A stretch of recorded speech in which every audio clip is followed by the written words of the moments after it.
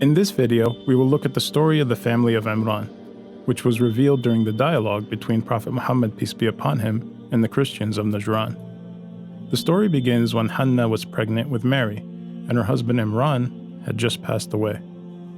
She made a promise to Allah that she would dedicate her child's life to His service.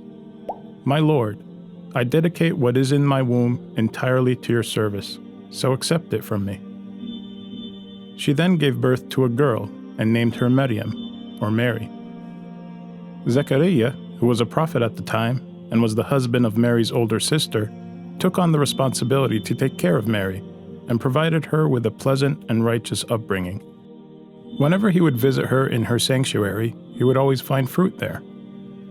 "O Mary, where did this come from?" She replied, "It is from Allah. Surely Allah provides for whoever He wills without limit." Seeing this miracle, Zechariah made a prayer to Allah. "My Lord, grant me by your grace righteous offspring. You are certainly the hearer of all prayers."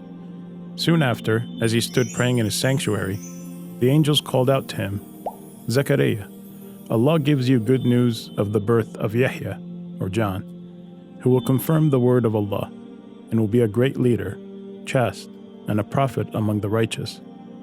My Lord, how can I have a son when I'm very old, and my wife is barren?" He replied, "So will it be. Allah does what He wills." Zechariah replied, "My Lord, grant me a sign." He said, "Your sign is that you will not be able to speak to people for 3 days, except through gestures. Remember your Lord often, and glorify Him morning and evening." The chapter then shifts to another miracle, which is the birth of Jesus, peace be upon him. When the angels came to Mary and said to her, "O Mary, Allah gives you good news of a word from Him. His name will be the Messiah, Jesus, son of Mary, honored in this world and the hereafter, and He will be one of those nearest to Allah. He will speak to people in His infancy and adulthood, and will be one of the righteous." Mary wondered, "My Lord, how can I have a child when no man has ever touched me?" An angel replied, "So will it be. Allah creates what He wills. When He decrees a matter, He simply tells it be, and it is." Allah would then teach Jesus the Torah and the Gospel, and would make Him a messenger to the children of Israel. He gave Jesus miracles and signs to help bring people back to the straight path, like taking a bird made of clay, breathing into it, and bringing it to life by Allah's will, and healing the blind, as well as raising the dead back to life, all by Allah's will. All this so they can be mindful of Allah and worship Him alone. When Jesus, peace be upon Him, sensed disbelief from His people, He asked, "Who will stand up with me for Allah?" The disciples replied, "We will stand up for Allah. We believe in Allah, so bear witness that we have submitted." The disbelievers among the children of Israel, though, were not convinced, and they conspired against Jesus. So Allah said to Jesus, "O Jesus, I will take you and raise you up to myself. I will deliver you from those who disbelieve, and elevate your followers above the disbelievers until the day of judgment. Then to me you will all return, and I will settle all your disputes." These verses indicate that Jesus was saved by Allah from those who conspired against Him, which dispels the notion that He was crucified and killed.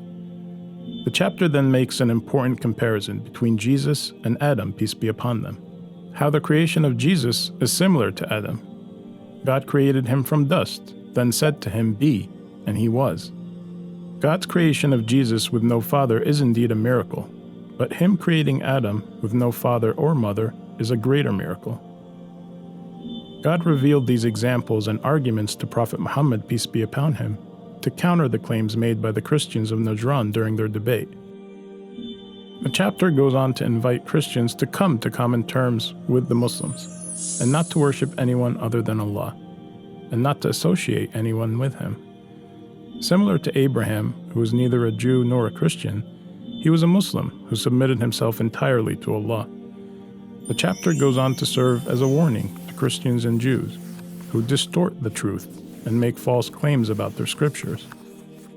The lessons and arguments revealed here to Prophet Muhammad, peace be upon him, provide Muslims with the knowledge to counter such claims, It helps solidify our faith in Allah and strengthen our resolve to stay on the straight path. In the next video, we will conclude the chapter by looking at the internal challenges we face, from whispers and temptations that could lead us to disobey Allah and His Messenger, peace be upon him, which happened during the Battle of Uhud, when some of the Muslims ignored Prophet Muhammad's commands and followed their own desires, and the painful consequences of their decision. Help us create more videos by visiting our website today and contributing to our mission and project. Please subscribe to our YouTube channel to access more videos and content.